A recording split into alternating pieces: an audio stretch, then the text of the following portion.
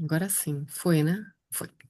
Então, pessoal, boa noite. Estamos aqui, eu, Gláucia, Lauria, para a nossa terceira aula da nossa série, né, digamos, IFRS na prática, do Finanças e Prática, né, que é um grupo, né, para quem não conhece, que é capitaneado, né, aqui pelo professor Marcelo Desterro, que começou com aulas de valuation em 2020. E aí, né, eu lembro quando a Sandra, né, mas me chamou para assistir uma palestra dela, lembra, Sandra? No FNP, e foi a primeira vez que eu, né, assisti a aula. O Lauria já estava, então, né, eu reencontrei o Lauria e nós fizemos parte de um grupo que, por muito tempo, né, nós dávamos aulas todos os dias, sempre com essa missão de compartilhar conhecimento, falar sobre coisas práticas do dia a dia, né? Então, nós tínhamos mas tem vários vídeos gravados também no mesmo canal que chama SG na Prática. E tem uma série especial, né, que nós fizemos mas várias entrevistas com a Glaucia, inclusive, na época, lembra, Glaucia? Foram 24, eu acho, que era eu com o Lobo, né, Lobo? Né, que nós chamávamos especialistas em sustentabilidade para falar sobre os mais diversos temas. E o Marcelo Desterro, aqui um spoiler, está, inclusive, né, que pensando em chamar de novo essas pessoas para 2, 3 anos depois falar agora, né, o que evoluiu, né, mas nos últimos anos, tá? Então agora a gente está com essa série sobre os FRS, né? Mas já teve uma aula sobre a visão geral das normas. Na semana passada falamos sobre materialidade e hoje a gente traz uma lupa para a questão da materialidade financeira, com qual olhar, né, porque o grande desafio, né, mas eu acredito, dos requisitos da norma é justamente assim, qual é o impacto financeiro da sustentabilidade, dos riscos existentes, das oportunidades de ganho, né? E como que isso pode ser quantificado, verificado. E a ideia hoje, né, a gente desmistificar um pouco trazendo para aquilo que certamente as grandes organizações, não só as grandes, né, que as companhias, né, que possuem gestão, planejamento financeiro, certamente já tem capacidade, a possibilidade de fazer, digamos, essas contas, essas análises, né? O que está faltando certamente é a integração da sustentabilidade com a área financeira, tá? É aquele jabuti em cima da árvore lá da primeira aula. Tá bom, pessoal? E o nosso grande grã-mestre de hoje vai ser o Lauria, né, que vai trazer aqui para a gente, né, toda a experiência dele mas com a parte de planejamento financeiro. Tá bom, pessoal? Então, vai lá, André, vai que é tua. Boa noite. Bom, é fascinante, a gente adora falar dessas coisas e estudar sobre isso e ficar vendo sempre o que está avançando. Deixa eu compartilhar a tela com vocês aqui só um minutinho e eu já aviso. O pessoal que tem aula comigo já está acostumado. Eu sempre me enrolo com esse negócio. Estou me enrolando menos agora, mas um dia eu aprendo.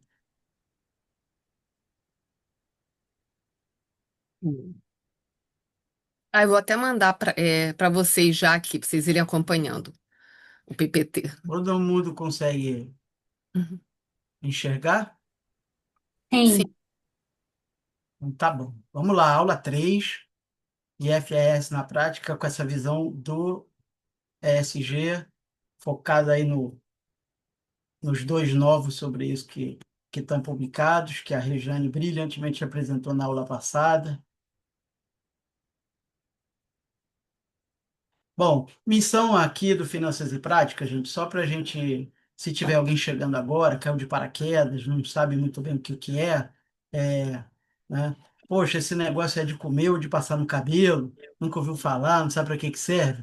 A gente tem esse lema que, na verdade, é um objetivo, né? É uma visão, a gente quer realmente levar conhecimento de altíssimo nível a todo o Brasil, para todo mundo que tem sede de aprender, né? Importantíssimo isso hoje.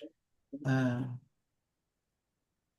então, quem que está aqui à frente dessa série de FRS, baseada aí no SG, sou eu, a Gláucia e a Rejane. Eu não vou repetir isso aqui, porque, né, enfim, vaidade à parte, é só para o pessoal saber que tem não só eu, mas um monte de gente, mais até elas do que a minha pessoa. E aqui tem um disclaimer, né? Quer dizer, qualquer opinião aqui vai ficar gravado, não tem nada a ver com, não é institucional do FNP Finanças, são opiniões pessoais, tá? Dos autores aqui, de quem emiti-los, tá? E se todo mundo está aqui e está com a câmera aberta e tudo, concorda que depois isso fica disponível no canal lá do FNP Finanças no YouTube, para ser disponível para mais pessoas que não puderam acompanhar aqui ao vivo, vamos dizer assim, junto com a gente. Porque aí a gente precisa desse consentimento, até por questão de direito de imagem e tal, etc. Então vamos lá. O objetivo do curso como um todo, né, é apresentar os aspectos mais relevantes das normas, propor abordagens práticas. É por isso que a gente vai mergulhar bem nesse negócio prático hoje, promover o debate entre profissionais de finanças e sustentabilidade e desenvolver o pensamento integrado. Gente, não dá para falar FP&A, planejamento financeiro hoje, se a gente não tem esses dois últimos pontos aí como uma coisa básica. A gente precisa de pensamento integrado e de integração com várias áreas de negócio, e sustentabilidade é uma delas, tá? Então, assim, é para ser um grande integrador ou profissional que está fazendo planejamento, mas isso não é só do planejamento financeiro, do financeiro, porque aí deixa com eles lá que eles resolvem, não é bem assim. Hoje a gente vai ver aqui o 3, tá? Como é que funciona esse negócio, né, na perspectiva de planejamento financeiro. Quer dizer, o objetivo é conectar esse ESG, a estratégia ao planejamento financeiro. Como o FP&A, então, pode incorporar essas informações de sustentabilidade aos processos de planejamento? E a gente está falando de quê?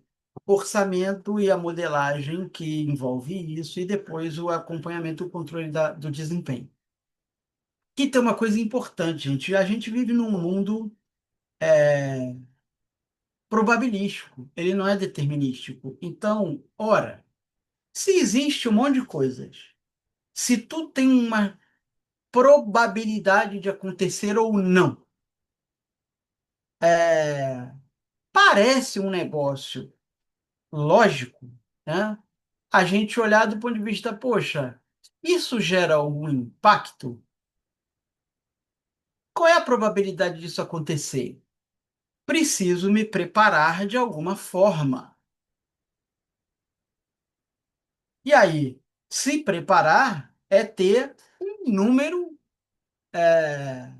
contando com isso num orçamento.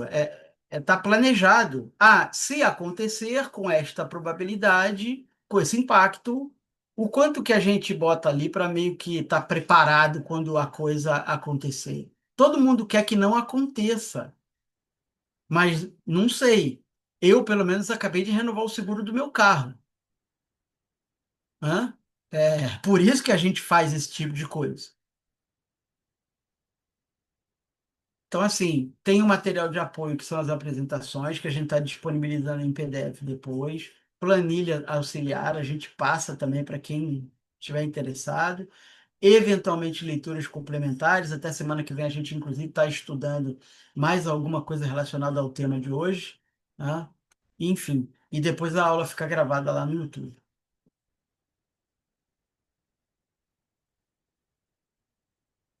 Primeiro, vamos juntar algumas coisas e seguir uma sequência. Eu gosto de tentar costurar o assunto para ele ter uma lógica. Não é aquele livro que você vai e volta, não. A gente lê com começo, meio e fim. Primeira coisa, tem muito profissional de ESG aqui, mas tem gente, obviamente, que é de negócios. Eu não sei, FP&A parece que é uma coisa da familiaridade de todo mundo, mas o conceito do planejamento financeiro e análise, na definição do CFA, que é o Instituto de Finanças Corporativas, é que é um fator crucial nas empresas para realizar orçamento, previsão e análise. O objetivo disso é o quê? Apoiar decisões corporativas, seja do CFO, do CEO e do próprio conselho de administração. Tá? E quando a gente fala de FP&A, a gente fala de planejamento, análise, previsão e reporte, tá? É, e aí, caramba, o FP&A é um processo, ele segue um fluxo. Você pega informação de mercado, contexto, informações de estrutura de mercado, tá? Modelos mesmo de estrutura de mercado, padrão de competição, de concorrência, padrão competitivo, tá? Aquela coisinha lá, monopólio, oligopólio, co- é, enfim, é, e como que os atores estão ali dentro do mercado, tem modelos para olhar isso na parte de estratégica, pega informações macro de mercado, pega informações do negócio numa visão micro e conhecimento da operação cada vez mais, numa figura de business partner. Isso tudo de contexto interno e externo, junto de um planejamento estratégico, ele tem que se traduzir em premissas. Para quê? Para a gente fazer um bom planejamento financeiro. Planilha, a gente aceita qualquer coisa. Se eu botar lixo para dentro, vai ter lixo para fora. Tá? Muitos problemas de planejamento orçamentário, financeiro, de valuation, avaliação de negócios e de avaliação de investimento, para você pegar um modelo, trazer alguma coisa valor presente, descontado a uma taxa. Eles têm problemas porque têm premissas ruins. E aí depois, no final, o desastre está feito. Já foi encomendado muito antes. Tá? O objetivo depois é pegar essas premissas e aplicar na prática para a gente fazer um modelo de planejamento onde a gente vai projetar receita, custo e despesa e ter um DRE, um balanço e um fluxo de caixa para um próximo período, tá certo? Depois isso gera uma referência para análise e controle, quando você pode comparar o que você está realizando com o que você planejou para ver se você está fazendo exatamente aquilo que você gostaria ou precisaria ou planejou fazer. Isso gera um ciclo de melhoria contínua, por isso que está baseado ali num PDCA, planejar, fazer, checar e agir. Tá? Porque a ideia é isso ser usado como uma melhoria continuada para as organizações. Como a Gláucia falou em eventos anteriores, em aulas anteriores, problema de gestão. Isso aqui é gestão aplicada, na prática. Não é figurinha bonita e nem coisa teórica. É, E aí, caramba, ESG. ESG tá aqui, gente. São aspectos hoje incorporados no nosso dia a dia, no nosso ambiente, no ambiente de negócio, no ambiente social, político, econômico que a gente vive. É, então, isso precisa ser enfiado aqui dentro, ser trazido aqui para dentro, para que a gente possa ter premissas ou ter métricas que possam fazer a gente atualizar os modelos diretamente. Por quê? Porque tem uma probabilidade que essas coisas aconteçam, né? E eu, como gestor de negócio, eu tenho que tentar lidar e gerenciar com esse risco da melhor maneira possível. De novo, eu vou passar rápido nisso, mas só para a gente alinhar alguns conceitos. Princípios de finanças corporativas. Rapidinho, coisa básica. Qual é o objetivo de uma firma, gente, de uma empresa? Eu estou usando a palavra firma porque é quase que é uma tradução literal do firm, mesmo que os americanos gostam na literatura de negócios, na literatura técnica, de usar. Tá todo mundo de microfone fechado, mas eu estou fazendo uma pergunta. Sejam corajosos. O mundo gosta de pessoas que se arriscam. Dentro, obviamente, da gestão de risco. É, qual é o objetivo de uma firma? Por que que vocês acham que as pessoas criam empresas? Ter lucro. Bom, Gerar valor, né, Lauria? ok. As coisas estão legal. Gerar lucro é importante, o lucro gera valor, e aí isso é usado para alguma coisa. E prestar um serviço para como ter algum serviço ou um produto, resolver um problema da comunidade, enfim, Aí, fornecer. para uma empresa privada, Mariana, do ponto de vista de finanças corporativas, o objetivo não é esse. Na verdade, alguém viu que tem um problema que precisa ser resolvido. Isso acontece muito no framework de criação de startups, tá? No launchpad de startups. Você identificou uma dor, um problema, e você, caramba, eu acho que tem uma solução para isso. E aí você desenvolve essa solução para mitigar essa dor, tá? Mas do ponto de vista nu e cru, direto, literatura toda de conceito de finança corporativa, uma firma ela é criada para maximizar o valor para o acionista, que é o investidor, que é quem toma o risco. Ele assume o risco de negócio, do mercado, ele pega um monte de risco, isso está expresso no custo de capital, ele monta o negócio e ele espera que isso possa maximizar esse valor. Primeiro ter o retorno do capital investido e depois maximizar esse valor. Mas aí, desculpa, Lauria, assim, que isso daqui parece Friedman, né? Que ele falou que a única responsabilidade social da empresa é gerar lucro para o acionista, ou maximizar lucro para o acionista, maximizar o valor para o acionista. Na frase dele, né, eu acho que isso tem que ficar claro, né, quando a gente está falando de ESG, que ele termina o texto dele, daquele artigo infame lá, né, e ele termina, de qualquer forma, né, ele era um homem do tempo dele, mas assim, ele termina o artigo dizendo, desde que você não transgrida nenhum preceito ético e que você jogue, né, as regras do jogo, com as regras do jogo, que significa não transgredir as regulações.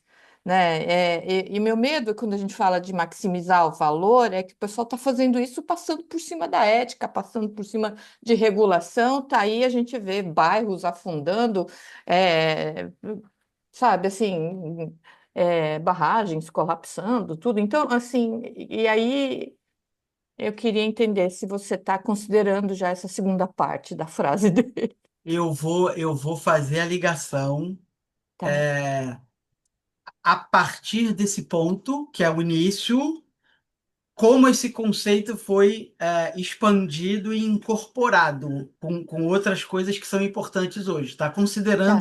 Considerando isso, tá? Até porque é, é óbvio que maximizar o valor para o acionista, para o investidor, é uma questão de você dar conta do risco que ele toma, mas isso não pode ser feito de uma maneira ilegal, Sim, ou imoral. Vamos até expandir esse sim. conceito, tá? Porque, obviamente, que existe uma questão de responsabilidade. É por isso, inclusive, que a gente fala tanto de gestão. Você tem batido muito nessa frase, e assim, em última instância, a gestão é responsável pelas decisões que são tomadas e por conduzir os negócios para maximizar o valor para o acionista Uhum. com responsabilidade, cumprindo a lei e sem fazer nada que seja imoral, né? Imoral e ilegal. Então, eu só estou trazendo isso para a gente entender um pouco, lá desde o início, como é que surge o G e depois vem o E e o S a se juntar a isso, e a gente tem um conceito hoje muito mais completo, tá?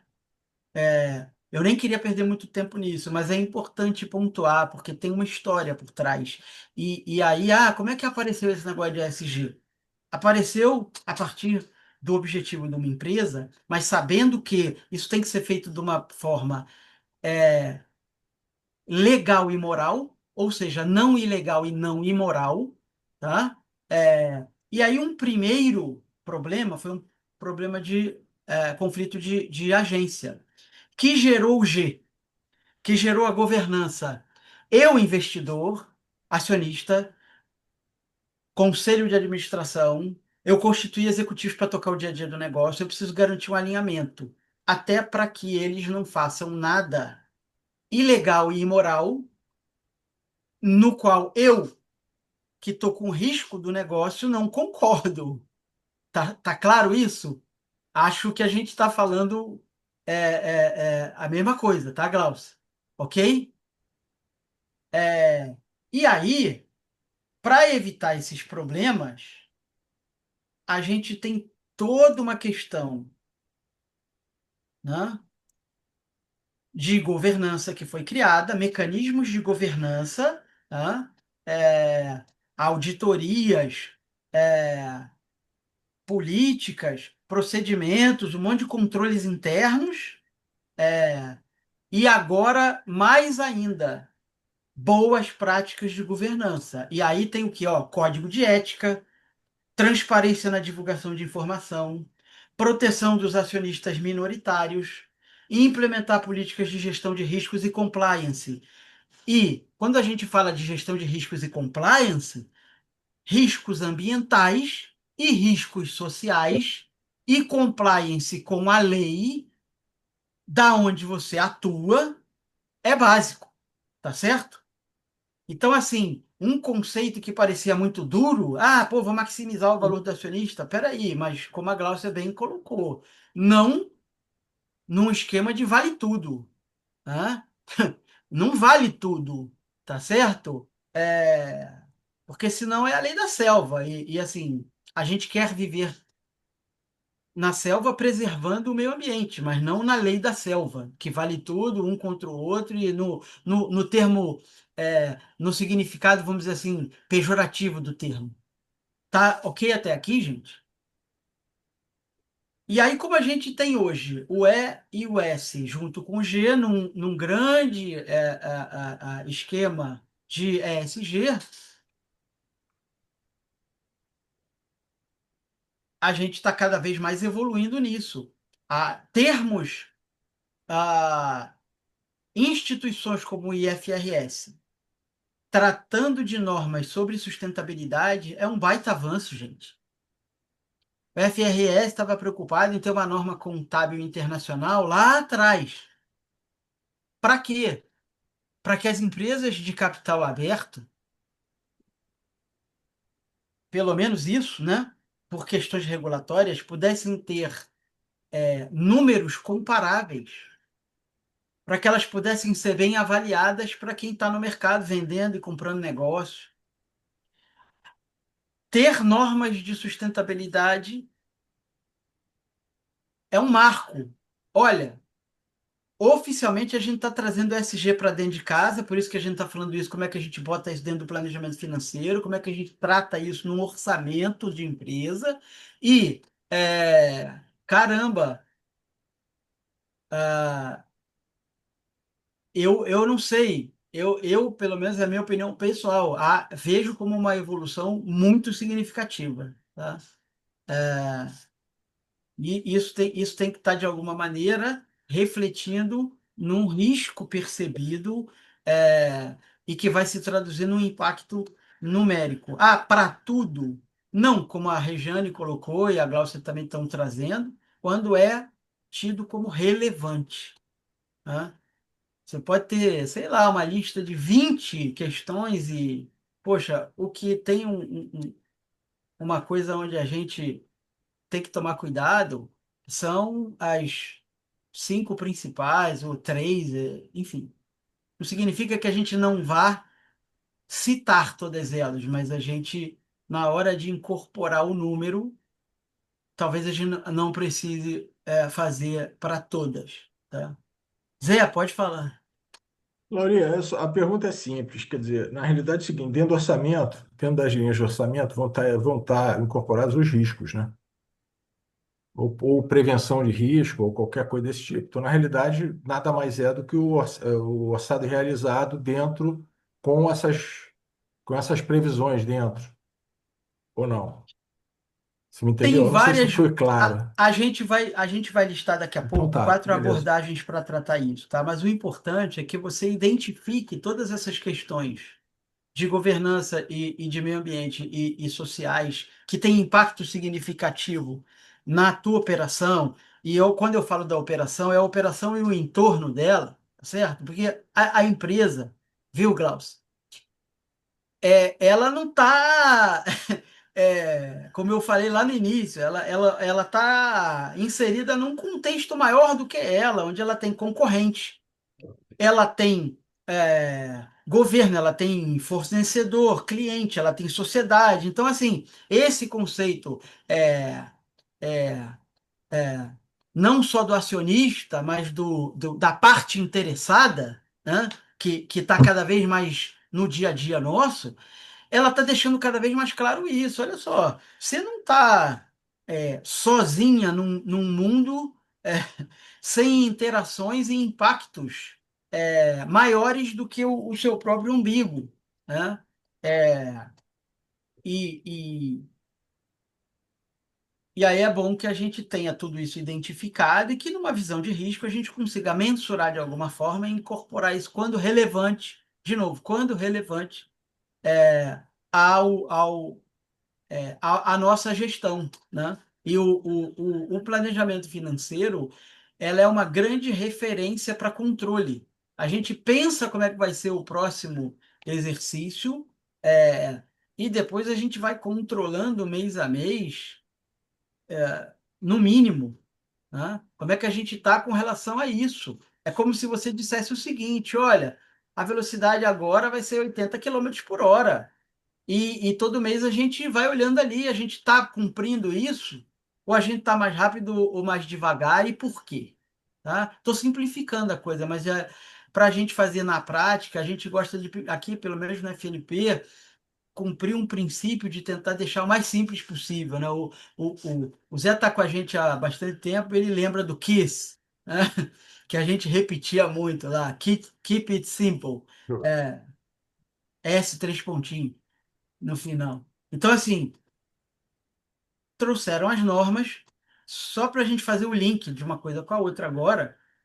Quando a gente tem aqui dentro materialidade, gestão de riscos e métricas e metas explicitamente, opa, isso está indicando um caminho, para onde a gente vai? Como é que a gente lida com isso? É,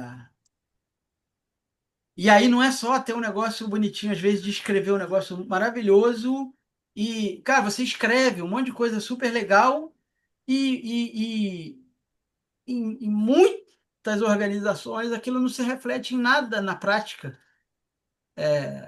Tá lá, identificou e tal, mas vem cá, você sabe que tem um problema potencial aqui.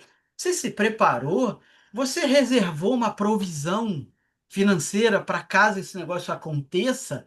Você identificando um risco, você vai gastar mais dinheiro para tornar o seu processo produtivo mais seguro, menos sujeito a um acidente ambiental?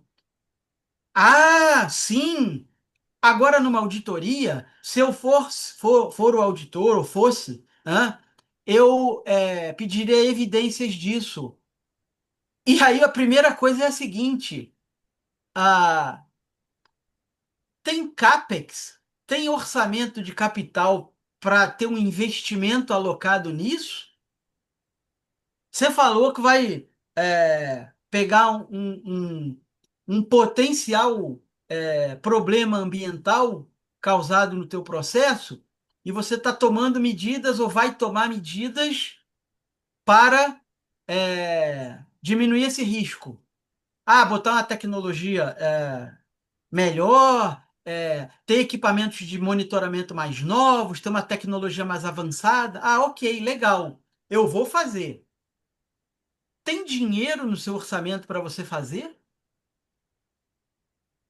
para sair da boa intenção, do plano da ideia e chegar na prática? Esse é um questionamento muito importante para a gente começar a juntar alguns pontos aqui, tá certo? Se eu digo que vou fazer, eu preciso reservar uma forma de fazer isso. As coisas custam dinheiro, né? O meu planejamento financeiro deve refletir essas boas intenções, tá? Então, aqui, dentro de um slide que foi apresentado na aula passada, inclusive, eu peguei algumas coisas e destaquei, né? Fornecer a descrição aqui de riscos e oportunidades ligadas à sustentabilidade. Aí, fala de novo de riscos e oportunidades quando ele trata da materialidade. Quais? Aquelas que poderiam razoavelmente afetar as perspectivas da entidade, internamente e no entorno onde ela está inserida. Novamente, reforçando essa ideia que as empresas não são isoladas num mundo que nós diz respeito, né? Qual é essa entidade? É a entidade que reporta. É a mesma que reporta o quê? As demonstrações contábeis. Ele começa a amarrar aqui.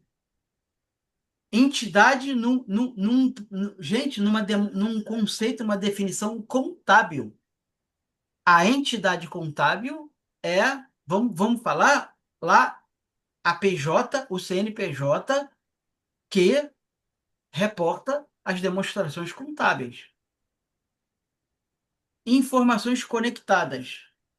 Para quê? Para destacar essas conexões entre as informações, de novo, os riscos e oportunidades relacionadas à sustentabilidade que podem razoavelmente afetar essas perspectivas da organização, referente ao quê? Governança, estratégia, gestão de riscos, métricas e metas. Caramba, preciso pegar isso e chegar num número quando for razoável. Hã? Então, como é que a gente faz esse tipo de coisa? Aqui, partimos de uma lista de possíveis impactos e possíveis oportunidades, riscos e oportunidades, que foi até que a gente usou para divulgar a aula de hoje. Né? Poxa, aumento de seguros por riscos climáticos. Energia elétrica fica mais cara porque está em seca e a base aqui é predominantemente hidrelétrica, né? Que é bom, né? Mas está sujeito a você ter uma energia mais cara para produzir quando você não tem água, porque tem um problema de seca, tem uma questão do meio ambiente que está afetando isso. Né? Atraso de uma obra por falta de licença. Né? Uma planta paralisada porque teve uma enchente. Ou mais recentemente, todo mundo viu a planta, a indústria, a fábrica uma empresa de carro que teve um temporal e eles tiveram que parar a produção. Né? Perda de estoque, tem a paralisação da empresa, o setup de produção efetivamente, e ainda você tem um investimento, um CAPEX para recuperar aquilo, para consertar as coisas, recuperar sua capacidade de produção. Né? Aumento de juros ou spreads em empréstimos, porque teve um downgrade de risco associado a ESG. Isso está cada vez mais aí na pauta. Você hoje, para ter, às vezes, um acesso a um custo de capital mais baixo, critérios ESG e covenants, inclusive ligados a financiamentos, a empréstimos, seguem métricas de ESG, de sustentabilidade. Impairment de ativos intensivos em carbono e uma coisa muito assim, mais até talvez fácil de identificar para quem já trabalha com finanças ou contabilidade e tal, que são provisões. Provisão ambiental, provisão trabalhista, por causa de um problema social, mas tem também oportunidade. Né? Você desenvolve produto verde, entre aspas, parece meio chavão e tal, mas novos produtos, novas tecnologias que surgem, você pode ter uma oportunidade de novos produtos no mercado, novas receitas. Tecnologias para materiais de construção que são mais ambientalmente corretos, que foram desenvolvidos com o avanço de tecnologias pensando nessas questões ambientais. São oportunidades para empresas que até então eram poluidoras e tinham coisas que faziam mal danado, e que no passado, né, Glaucio, as pessoas nem se tocavam. Como aquele artigo que a gente estava falando, era daquele tempo. É, tem materiais que são proibidos hoje porque foram provados que são nocivos para o meio ambiente e para as pessoas. E isso há algumas décadas atrás era o padrão da indústria, era impensável, né? A gente pode ter reavaliação positiva de ativos renováveis, a gente pode reduzir custos operacionais porque a gente tem mais eficiência energética e logística, aumento de reserva de capital por causa de títulos sustentáveis, o Green Bonds, redução de provisões futuras. A gente tem uma provisão, diminuir o risco, tem uma oportunidade de reduzir essa provisão, de melhorar o tratamento nosso financeiro por conta disso, né? Melhorar, inclusive, a atratividade de talento, menor turnover de pessoal, menos custo trabalhista, maior engajamento das pessoas. Hoje tem muita gente que quer buscar um propósito no trabalho. Ah, essa empresa, tudo bem, eu preciso trabalhar, mas, poxa, eu quero trabalhar com essa empresa que produz determinado tipo de produto, não está de acordo com meus valores, com a minha ética, eu não aceito, não vou. Isso não fica muito claro, às vezes, mas a gente está num fórum aqui de pessoas esclarecidas. Tem um valor intangível em determinadas coisas e o objetivo é, muitas vezes, botar isso num valor concreto. Então, para a gente puxar isso aqui e traduzir isso para uma visão assim mais, né, de dinheiro,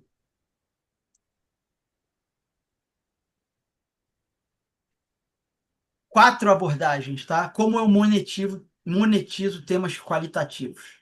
A primeira abordagem é a mais clássica, é a que eu gosto de olhar sempre que possível, porque ela me parece muito direta e muito assim lógica, compreensível. Eu monetizo pelo risco. Eu tenho uma probabilidade, de novo, a gente vive num mundo probabilístico, a gente tem um impacto. A gente junta isso, a gente consegue fazer uma conta. Ai, mas não fica ainda muito não tão exato? Eu vou contar uma coisa para vocês. Quem é de engenharias, quem estudou física básica e física experimental e tal, não sei o quê, vai saber o que eu estou falando aqui agora, mas eu quero falar um pouquinho sobre esse mundo. Tudo no mundo tem um mais ou menos delta de erro. Depende da acurácia do instrumento de medida, e aí você tem é 1 metro, é 1 quilômetro, é qualquer coisa, mais ou menos um delta de erro. Isso não impede que a gente tenha prédio que não cai, máquina que funciona e uma série de outras coisas. Mas a gente trabalha com intervalos de confiança e com tolerância a esse tipo de erro, tá? Por quê? Porque o mundo é probabilístico e porque tudo depende da acurácia dos instrumentos de medição e no fim no fim das contas, para o foco objetivo que eu preciso, né? É, não preciso, às vezes, de uma coisa de uma precisão muito grande, que talvez custe tanto, se é para ser usada em alguma coisa que não justifica, tá? Então, assim, essa primeira abordagem, ela é muito intuitiva, muito direta, mas eu acho ela muito lógica, tá? Riscos de segurança ambientais ou sociais, risco de reputação, tá? Questões judiciais, isso usado o tempo todo, departamentos jurídicos de negócios já para, tem um caso que tem um impacto de X reais, tem uma probabilidade baixa, média ou alta de a outra parte ter um ganho de causa, a gente tem que pagar alguma indenização, alguma outra coisa, é feita uma conta, gera uma provisão. Tá claro, gente? Então, assim, passos. Eu posso dar um score qualitativo, uma escala Likert ou uma avaliação de 0 a 10, a 10, de 0 a 100, de 1 a 100, que seja, e depois converter isso numa probabilidade, fazer uma correlação com uma probabilidade. Ah, da faixa de tal a tal, eu vou considerar que é 5%, 10%, e a outra faixa 15, 20, por aí vai até 100%. Ou posso ir de 10 em 10, de 20 em 20, o que seja. Tá? Eu defino o impacto, né? Ou usando uma base histórica, ou cenários diferentes, ou essa questão jurídica, diretamente o valor da causa, valor que está no processo. Tá? E aí, como é que pode ser isso? Multa potencial, risco operacional, risco de paralisação de uma planta, de uma empresa. Trabalhamos algum tempo em empresas de navegação que faziam apoio offshore. Tem um negócio nos contratos chamado downtime. Todo gestor de contrato tem pânico desse tipo de coisa, porque o teu barco fica fora de serviço e não recebe a taxa diária contratada, mas você continua tendo os custos para manter aquele ativo. Ah, um aumento no custo de capital, por exemplo, ele pode ajudar a quantificar. Se eu tinha X% e agora é mais 0,5% percentual, quanto custa isso? Quanto custa esse dinheiro agora? Tá? E aí, depois que a gente define esse valor, né, passo 2, a gente aplica uma conta muito simples. Eu fiz um Excel, assim, com uma conta simples mesmo. Dá até um pouco de vergonha e tal, porque é uma fórmula simples, não é nada sofisticado nem nada. Para isso aí, valor monetário esperado, percentual de ocorrência vezes impacto financeiro, você chega num valor, você quantifica. Tá? Essa é uma primeira abordagem. Zé, você levantou a mão. Pô, Lauria, isso aí foi uma coisa que a gente já, pô, me lembro quando a Regiane fez o primeiro curso lá atrás, entendeu? Porque o X da questão é como é que você porque essa probabilidade de ocorrência, na realidade, como você falou, é uma questão, uma distribuição, né? Não é normal, né? Mas sei lá, mas é uma questão probabilística, né? Então, assim, como é que está? Não sei se a Regiane, a Glaucia, você vai poder. Como é que está a situação disso em relação à questão de seguro? Porque, na realidade, você vai ter que comprar o seguro e vai ter. O que você vai conseguir colocar no fluxo de caixa, Lauria, vai ser o prêmio do seguro para evitar essa probabilidade de ocorrência, ou não? Não, se for alguma coisa que pode ser segurado, José, a tua abordagem é ótima, porque você tem um preço do seguro, você, com esse seguro, não está mais segurando aquele risco, né? Porque vai ficar com outro que precificou esse negócio, tá? E você tem o preço e você consegue jogar isso diretamente no teu planejamento financeiro. Só que tem algumas coisas que você não consegue segurar. Nenhuma companhia de seguro vai te oferecer um seguro para determinadas coisas. Ou realmente não é passível de seguro. E aí você vai fazer uma provisão, vai constituir uma provisão e vai colocar nas contas de provisão lá do teu DRE planejado, vamos dizer assim, dentro da visão de FP&A, ou já direto dentro da conta que teria um impacto. Né? Eu gosto de trabalhar com provisão para separar um pouco as coisas e ficar uma visão mais fácil de identificar. Mas é Mas, por aí que a coisa caminha, tá? mas, Agora, mas, como calcula essa probabilidade, você pode ter uma abordagem mais simples, como essa que a gente trouxe aqui agora, tá? De quantificação. Primeiro, pegando uma escala qualitativa e botando ela com algum tipo de proporcionalidade, tá? Por um percentual de risco, ou em casos, primeiro, gente, de questões mais complexas, ou de empresas também com mais recursos, buscar pessoas, inclusive, que possam dar conta disso, em último caso, até fazendo um cálculo atuarial, que não é um negócio simples que qualquer um faz. Pessoal que é atuário, que trabalha nas companhias de seguro, ganha bastante dinheiro para fazer isso. vem cá, você só diz uma coisa: para a contabilização da provisão, vai ser igual um PDD de banco, que ela entra naquele ano, naquele momento, abatendo do lucro, e depois você só nos exercícios seguintes você só coloca se tiver aumento ou diminuição? É assim que você trabalha na A FP&A? Ou você, provisão ou não. você, ou você volta a provisão o tempo inteiro? Não, provisão reduz o resultado ah, contábil, tá certo? Mas se ela não precisar ser usada, não vai afetar a caixa, entendeu? Então depois você, até numa visão de geração de caixa, você volta com ela, mas a gente vamos trabalhar com uma visão, pelo menos, de um exercício completo, tá certo?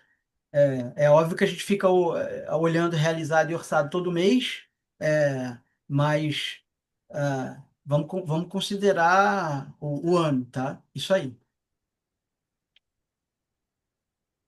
Bom, um exemplo, né? Licença social para operar. Tinha um negócio que lá na materialidade, lá na minha lista, a score de risco é 3. Poxa, mas aí eu tenho que traduzir isso em 60% a probabilidade e tem um impacto de 120 milhões. A gente calcula 60% vezes 120 milhões, tem 72 milhões aqui para a gente considerar. Aí vai entrar no orçamento como provisão de risco ou contingência. Uma segunda abordagem é monetizar por drivers operacionais, lá os KPIs, os drivers. E aí, quando o SG vai afetar driver quantificável da operação, por exemplo, turnover, produtividade, absenteísmo, perda operacional, costume de energia, eficiência logística, uso de água, acidente, a gente atualiza o orçamento convertendo esse score ESG em variações nos drivers. Para ficar mais concreto, já vamos ver um exemplo direto. Tem um problema de capital humano, tá? De turnover, tem um baixo engajamento, tá? De um exercício para o outro, a gente fez uma pesquisa, tá certo? Lá na área de RH e tal, e identificou que a gente tem um score de engajamento que ele baixou de 4,2 para 3,5. Caramba! De um ano para o outro, eu tive uma perda de 16% no engajamento da força de trabalho. Aí eu tenho outro estudo que mostra que cada um ponto dessa escala vai reduzir tá? Ela reduz um turnover em 3 pontos percentuais.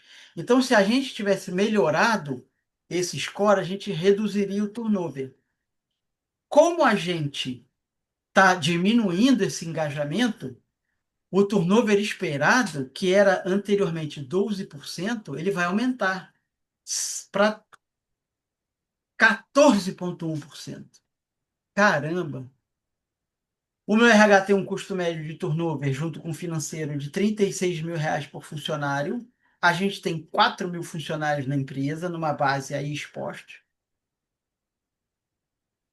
Cara, qual é o custo adicional de sair de 12% de turnover esperado, que normalmente é um ponto que eu já trabalhei assim numa empresa, que a gente considerava isso como um parâmetro para calcular custo de pessoal, que era uma planilha auxiliar que depois ia ser jogada lá no DRE projetado. Qual o impacto de sair de 12 para 14,1? Né? 4.000 vezes a diferença do 14,1 do 12 anterior, vezes os 36.000, que é o custo. Para 4.000 funcionários, isso chega aqui num impacto de 2.880.000. Este número, quando a gente estiver fazendo orçamento de custos ou despesas de pessoal, ele tem que entrar de alguma forma. Tá? Então tá lá, valor entra no orçamento como aumento de custo ou despesa de pessoal. De custo para os funcionários desses 4.000 que estão diretamente ligados na minha produção, é o pessoal de chão de fábrica, o pessoal da atividade fim do negócio, e o restante de despesa de RH, que é o conceito do SG&A, do pessoal de overhead corporativo, que é necessário, mas que não está diretamente fazendo a atividade fim, produzindo algum produto ou serviço que vai ser comercializado. Tá claro até agora, pessoal? Tá? Óbvio que o objetivo não é esgotar o assunto agora, mas eu preciso, a gente quer trazer essa visão para vocês. Né? Uma terceira abordagem é monetizar via fluxo de caixa. Qual o impacto do ESG no fluxo de caixa livre? Então, assim, a melhoria ou piora em um aspecto ESG que pode ser traduzida quando eu evito um investimento de capital ou eu tenho que aumentar, ele é necessário, né? Isso tem que ter um orçamento de investimento que vai afetar um fluxo de caixa de investimento. Lembrando que tem um fluxo de Vamos, caixa de operação, de financiamento e de investimento. Né? Fluxo de caixa da operação é geração de caixa operacional, fluxo de caixa de investimento vem desse orçamento de CAPEX, o que, que eu estou investindo período a período, e o fluxo de caixa de financiamento, ele define como é que eu vou financiar esse investimento. Né? Então, assim, eu posso ter uma despesa operacional também evitada ou que tem que ser aumentada, eu tenho variação de receitas, preços ou volumes de demanda, isso eu marquei com asterisco, porque normalmente preço e volume é um driver de receita, então isso poderia ser tratado também pela abordagem 2, que é uma monetização via driver, tá? É, uma variação no custo de capital, no fluxo de caixa de financiamento, e variação de multas, seguros ou indenizações, né? Que eu possa incluir na modelagem financeira, DRE, ou direto no fluxo de caixa, alimentada por esses scores, com uma abordagem muito parecida com aquela abordagem anterior dos drivers, tá? Mas que tem um impacto direto. Não necessariamente é um item que tem um driver, que tem uma fórmula para ajudar a calcular, como, por exemplo, receita, que é uma função de preços e quantidades. Tá claro, gente? Exemplo, intensidade de carbono, tá? Score sobe de médio para alto, vai de 3 para 5. Caramba, por algum motivo a gente está poluindo mais. A gente está usando mais carbono, aumentou a pegada de carbono do negócio. Vai alterar custo de energia, 4 milhões, isso foi mapeado. Vai alterar custo de certificado de carbono lá em 6 milhões. Vai alterar a manutenção dos meus equipamentos em 3 milhões. E tem ainda uma probabilidade de a gente ter um imposto de carbono de 20%. Valor que vai ser colocado dentro do orçamento. Ou no DRE ou no fluxo de caixa direto, dependendo do que seja. 13 milhões em custos ou despesas recorrentes, mais uma probabilidade de 20% que pode impactar as linhas onde a gente está calculando os impostos indiretos. Ok? E uma última abordagem, que é o Score 4, é a monetização via valoração econômica. Tá? É muito usado em consultorias internacionais e fundo de ESG, inclusive para fundo que vai fazer um investimento. É o shadow pricing, é um preço soma, né? Atribui esse preço para externalidades. E aí, eu vou voltar naquela questionamento que a Glaucia fez no início. As empresas estão sujeitas a um ambiente que tem externalidades. Isso é um conceito econômico. Pode ser uma questão que às vezes não tem um interesse comercial, mas que precisa ser enfrentado e endereçado pela sociedade. Não significa que não tenha um custo, mas não é a mesma abordagem de isso tem que ter alguma coisa que tem que gerar um lucro para lidar com isso, tá? Tem coisas, inclusive, que são tratadas por projetos governamentais justamente porque tratam de uma externalidade, tá? E esse método do shadow pricing, ele atribui um preço sombra para essas externalidades. CO2, de 250 a 350, por exemplo, reais por tonelada. Água, de 5 a 10 reais por metro cúbico. Resíduos, de 200 reais a 600 por tonelada. Um acidente, custo estatístico da fatalidade. né? Novamente, pode ser calculado, inclusive, com aquela abordagem da abordagem um e depois tratada dessa maneira. Impacto social, proxies de saúde, educação e renda. Proxy é uma tradução assim meio para é um procurador, uma aproximação, é um modelo que procura dar conta de uma questão real, indiretamente. Ah, tá? Um exemplo para ficar mais claro, desculpa. Consumo de água. Tem um consumo adicional de água atribuído ao risco que foi identificado de 180 mil metros cúbicos no período. Entre essa faixa de 5 a 10 aqui, o preço sombra que a gente pratica é 8. 180 mil vezes 8 é 1.440.000.000. Isso tem que ser refletido no orçamento. Consumo de água, se for diretamente ligado ao processo industrial que você utiliza, é custo.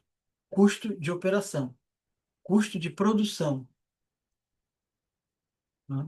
Uma outra questão aqui é um retorno social do investimento, né? É aplicar uma metodologia de retorno sobre o investimento para monetizar um impacto social, tá? E aí, valor social criado proporcional ao investimento dá um retorno, tá? O objetivo qual é?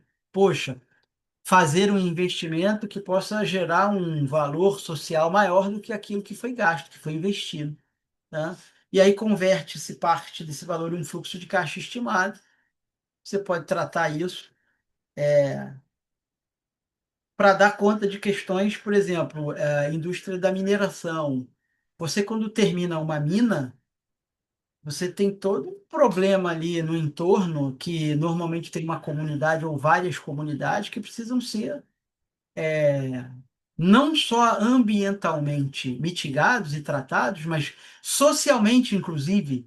Pessoas que trabalhavam naquela mina e que agora vão perder sua fonte de renda. O que que a empresa pode fazer para ajudar essas pessoas depois a continuarem tendo uma renda quando elas não tiverem mais uma operação economicamente viável ali naquele entorno, tá? Isso não é coisa de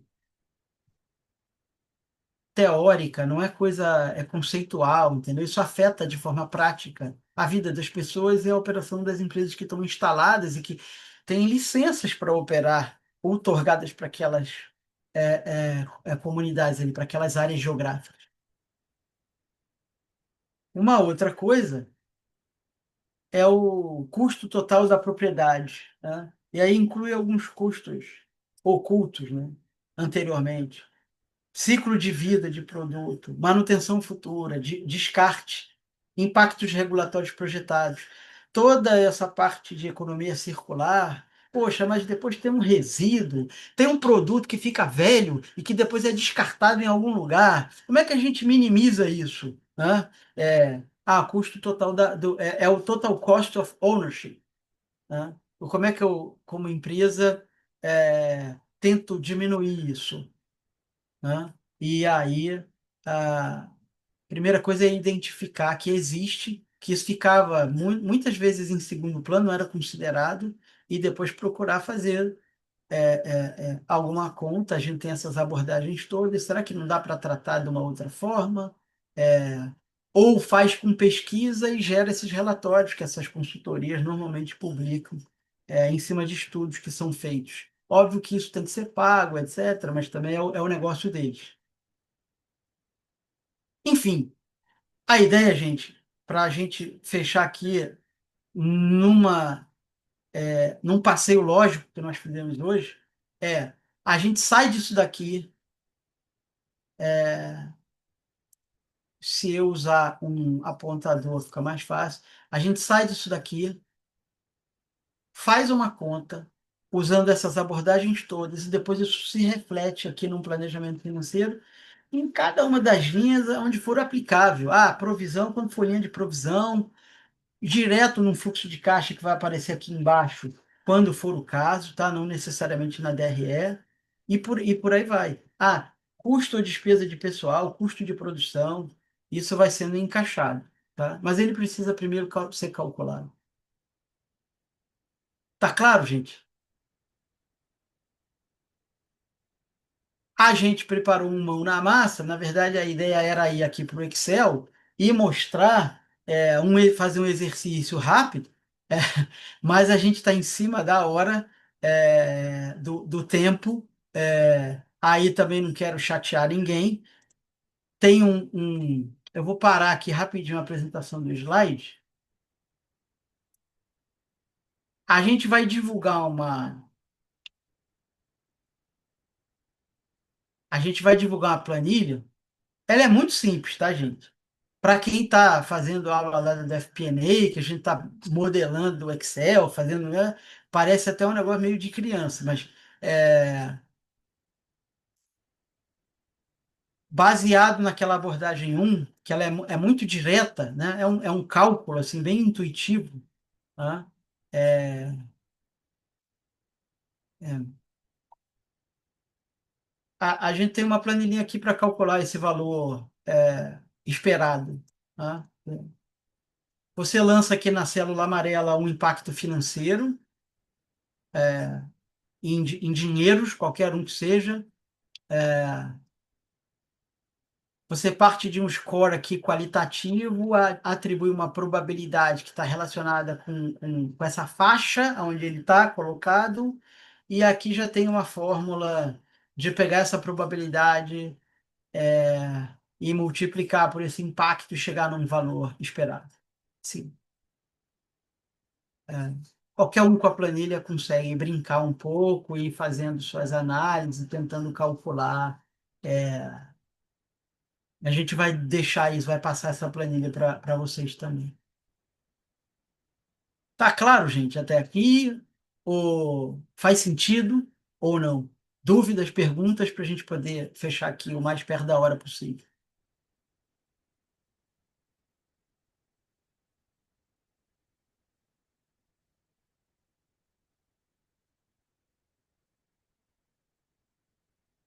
Todo mundo com cara que entendeu tudo, que tá tudo legal. A Não. Regiane tá, a Davi, Regiane tá eu vou, compartilhando. não, vou A fazer. Regiane, Eu estou mandando os arquivos aqui. Deixa eu, assim, Re- né, mais uma Regiane, curiosidade minha, Regiane, do se o pessoal que está aqui, se é o pessoal da área de finanças ou se é de sustentabilidade, porque pela nossa experiência, quem é de sustentabilidade tem mais dificuldade de entender essa lógica de porque, na verdade, né, mas para quem é de sustentabilidade, faz tudo isso que o André, né, apresentou, são coisas que as empresas têm no seu dia a dia. Então, tipo assim, mas né, certamente, para quem é de finanças, fala assim, ué, mas eu já faço essas contas. Então, assim, é uma evidência, né, de que essas pessoas, elas precisam se falar. Entendeu? Então, assim, né, eu estava comentando aqui com uma colega que para quem, por exemplo, né, porque a primeira divulgação, né, digamos, obrigatória é sobre o clima. Então, digamos, as grandes empresas que têm orçamento e que contratam, digamos, as grandes empresas, né, que fazem também ali todo aquele diagnóstico, análise, que tem, né, mas as mais famosas têm lá, né, as suas planilhas de avaliação de impacto financeiro, já tem isso pronto, digamos, né, porque contrata, né, a consultoria e faz. Mas e quem não tem, né? Mas como que pensa sobre isso? Mas e quem não tem, né? Será que não consegue internamente ali conversar e ter ali um caminho das pedras, né? Então, assim, né? Se alguém quiser aqui, né, falar alguma coisa nesse sentido, né? Se é da sustentabilidade e viu hoje, digamos, algo novo, ou se é da área financeira e falou, olha, Regiane, né, André, olha, é isso, né? Mas nós já fazemos isso, né? E estou entendendo um pouco mais, né, do que é sustentabilidade, né? Mas qual que é esse olhar, né, para a sustentabilidade? Tem algum? Regiane, Diga. se é alguém de sustentabilidade, a gente espera ter trazido elementos para que vocês possam saber que esse negócio existe e fazer boas perguntas para o pessoal de finanças. Se é o pessoal de finanças, olha, o pessoal de sustentabilidade, se não bateu na porta de vocês ainda, tem que bater, e se demorar muito, dá uma chegadinha lá no final do corredor, ou na sala vizinha, ou no andar de baixo, dependendo do escritório, e troca uma ideia, gente. Chama para tomar um café, entendeu? Compra um bolo, sabe? Faz alguma coisa, mas as empresas precisam quebrar essa coisa ainda de silos, departamentos, de tribos, entendeu? Gente, não dá. A gente já está um quarto do século XXI, já foi, já andou, e a gente ainda tem problemas do século passado que não estão resolvidos. Caramba, quanto tempo mais a gente vai demorar para tentar resolver essas coisas, né? Então fica essa mensagem. Israel, você levantou a mão. A palavra é sua, querido. Não, legal. A minha base é contábil, né? Venho de carreira como executivo em finanças, controladoria, já fui CFO e venho desenvolvendo um trabalho aí, a Regiane me conhece, na Blue Compass e na Brain, inclusive estamos iniciando nessa frente. Eu acho que a gente tem grandes desafios aí, né? Quer seja pela perspectiva da mentalidade de finanças, conforme o André colocou ali e a Glaucia interveio ali trazendo o artigo, a conexão tanto da visão da sustentabilidade como a visão de que a empresa está ali para gerar lucro, mas lucro a que preço, né? E o maior desafio eu acho que não é no andar de baixo, é no andar de cima ali, no conselho, na alta administração, para que possa patrocinar, incentivar os departamentos a conversarem sobre, a se integrarem e trazer ali, eu acho que as mudanças, né? Então, eu acho que temos ali um grande desafio de como impactar, né?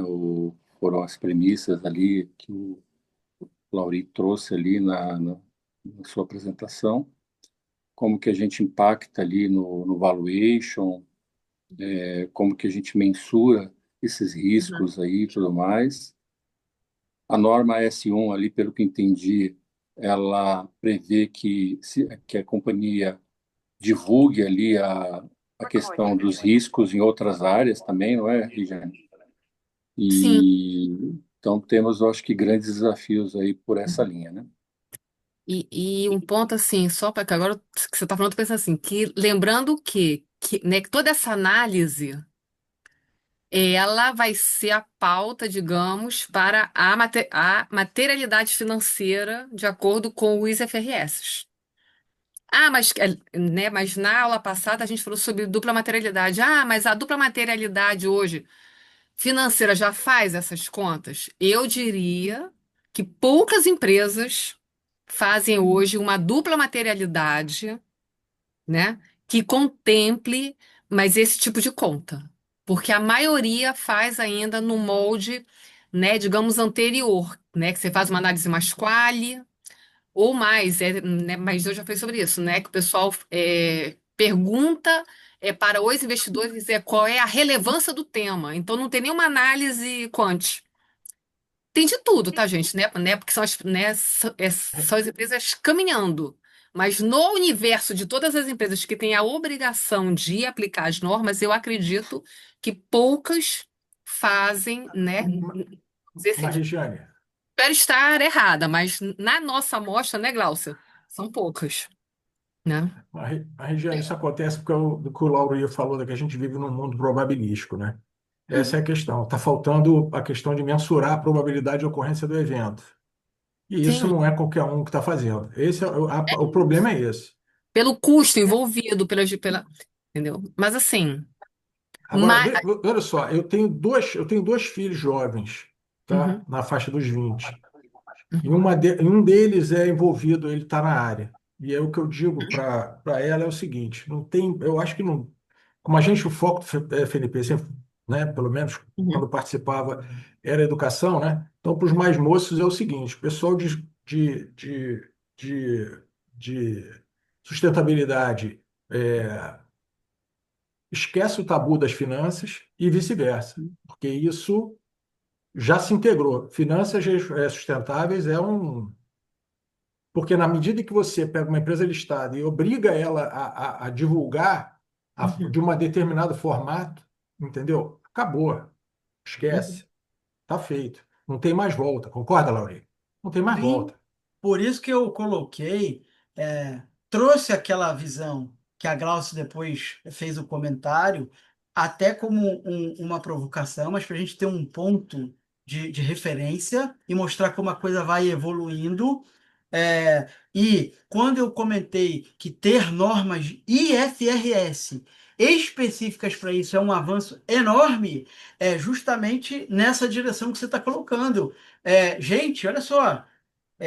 Tem um padrão internacional e tá lá, tá colocado, entendeu? Não é um negócio tipo, eu faço do jeito que eu quiser, eu faço assim, assado, eu vou pensar. Não, tem uma norma, entendeu? A tendência, talvez mais para frente, é efetivamente isso ser cada vez mais é, algo básico.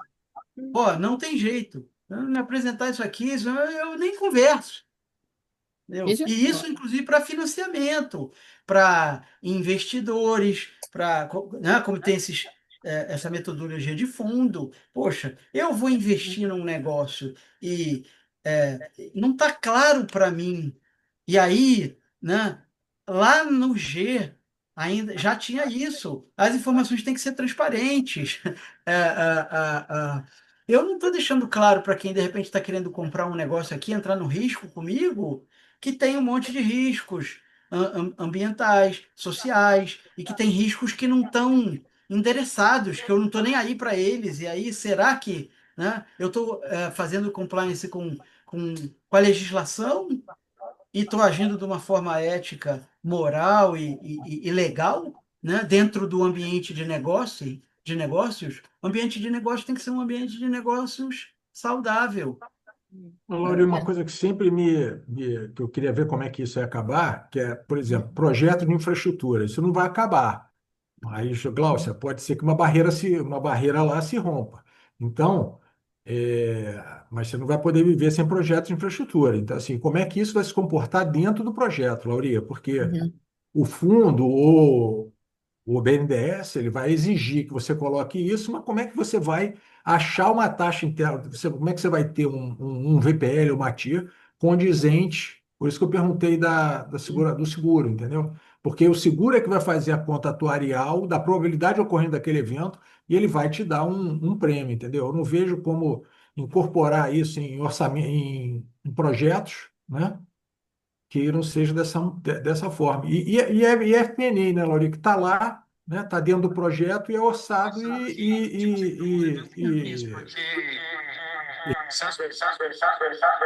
Ué, Eita. tá Ué, com peraí. eco? Vou botar, vamos botar. E assim, acho assim, né, que você falou sobre projeto, né, que na semana passada, né, repetindo um pouco, né, a gente falou porque está aqui, né, falando sobre risco hoje, né, mas sobre oportunidades, a gente pode ter também um grande impacto financeiro a ser divulgado no relatório. Pode ser que o grande impacto seja, por exemplo, uma oportunidade de uma ação que tem aspectos de sustentabilidade. É como foi o exemplo lá da Light no passado com os projetos nas comunidades, que eram grandes projetos que tinham todo um fluxo. Nós fazemos ali, né, todo valuation, TIR, VPL, e nós chegávamos à conclusão né, de que ele tinha um retorno positivo para a companhia. Então, valia a pena fazer de fato.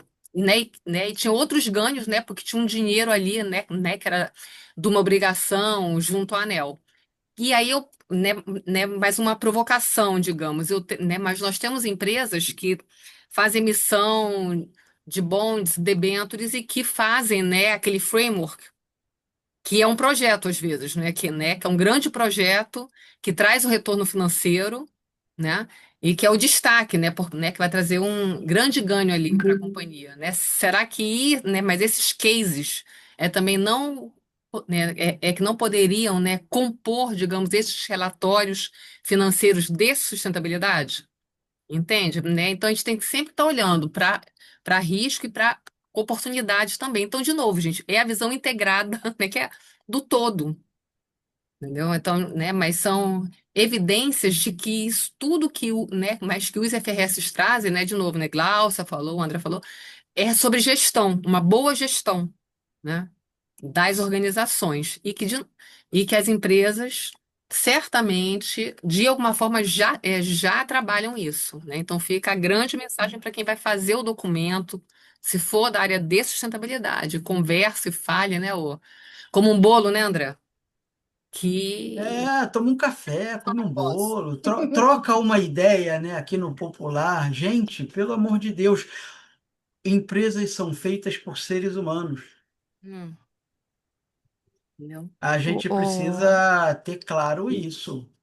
Falando em seres humanos e trazendo aqui o que o Israel trouxe, né, do andar de cima, né, assim, você falou de grandes avanços, a norma em si, né, mas eu acho que uma coisa que eu vejo como um avanço interessante é que o IFRS padrão, o financeiro, ele não fala nem de gestão, nem de planejamento, nem de gestão de riscos e nem de governança, né? Então eu acho que o grande avanço é ele colocar tudo isso junto, né, ali num lugar só, né? Porque ele traz aí a responsabilidade da métrica, do planejamento, tudo, enfim, né? Traz ali para a responsabilidade do andar de cima, que às vezes já aconteceu absurdo de um CEO de uma empresa que tem relatório, né, tá na mesma palestra que eu tô e falar que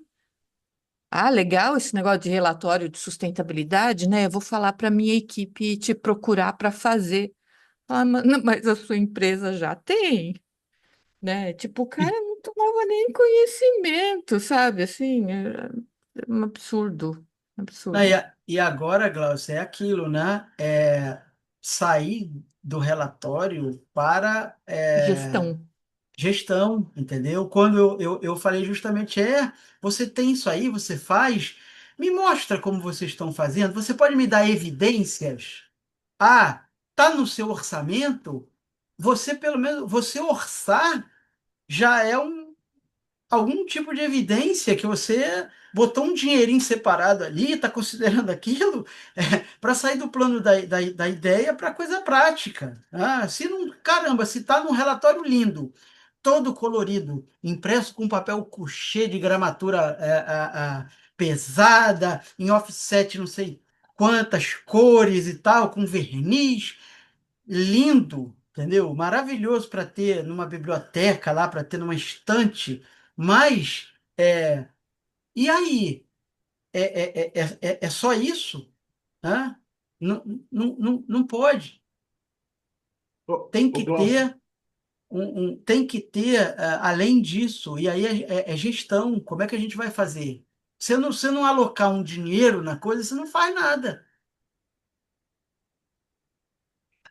Glaucio, olha só, isso aí que você comentou assim, vamos lá, os fundos que são relevantes, tá? Fundos que são relevantes. Tem uma cadeia, até a Regiane sabe disso, já falei que para mim não tem SG, só tem G, né? Eu vou te explicar por quê. Na realidade, é a cadeia do acionista, AGE para eleição do conselho, conselho e administração, entendeu? Então, se você não tiver, desde o acionista, esse compromisso, entendeu? Não adianta que vai chegar na administração e não vai ver para baixo. Entendeu? É por isso que eu falo que só tem G. Não é porque eu deprecie o S e o environment e o social, mas é porque esse compromisso hoje. E o que acontece?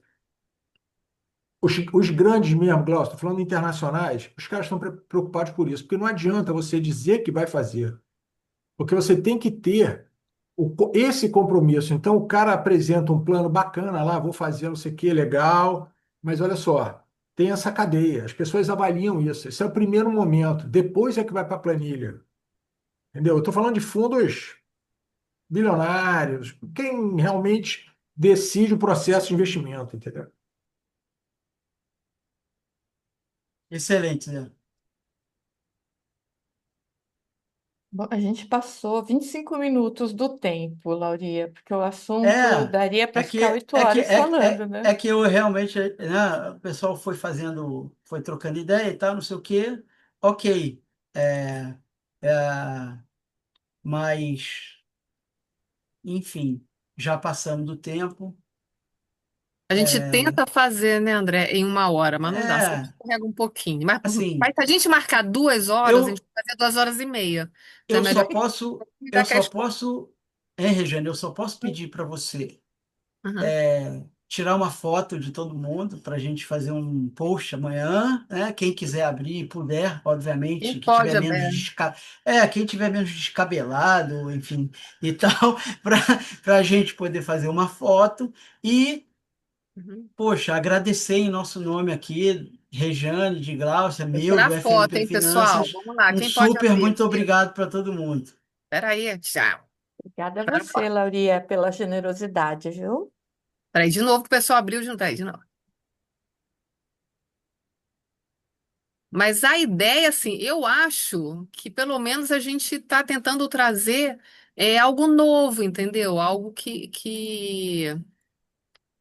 né? Porque a gente tem visto vários, né? Mas tem tido vários cursos, treinamentos, total. Falei, gente, vamos trazer algo diferente, algo que faça a Que gente é um pensar de desafio forma diferente, grande, mais né? prática, né? Os dilemas. A gente pode. Agora eu acho que vocês têm que participar mais, gente. Debater mais, porque surgem as dúvidas, né? Eu acho que podem ter dúvidas específicas, né? O pessoal que já está fazendo, caso seja. Traz para compartilhar com a gente, tá? E aí, Então, na a semana aula aqui, vai falar sobre governança, né, Glaucia? A governança. É. especialidade, né? A Glaucia adora falar sobre governança.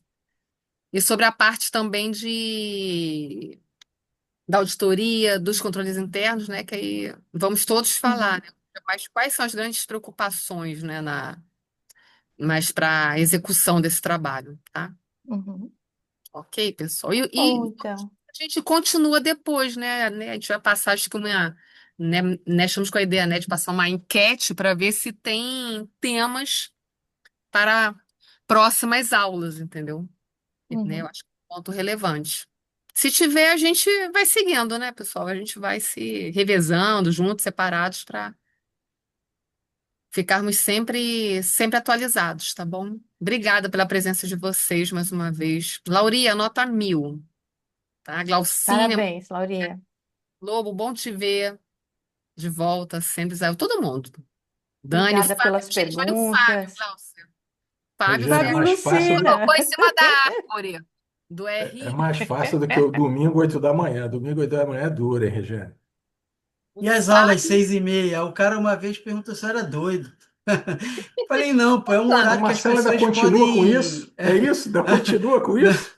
Tá doido. Não, não, não, não. Ah, Esse mas eu horário de botei alvo... enquete, se queriam 7 da manhã, 7 da noite. Ninguém queria 7 da manhã. Eu falei, o pessoal agora não quer mais é, fazer de manhã, esse não. horário de alvorada não, é porque, enfim, eu saí meio tipo, ó, mas era o horário que as pessoas podiam assistir, que às vezes o pessoal tava vendo, às vezes até num transporte indo para o trabalho e tal. E aí a gente Mas a conciliava isso. maioria estava em casa, deixa eu parar de gravar. Só que a maioria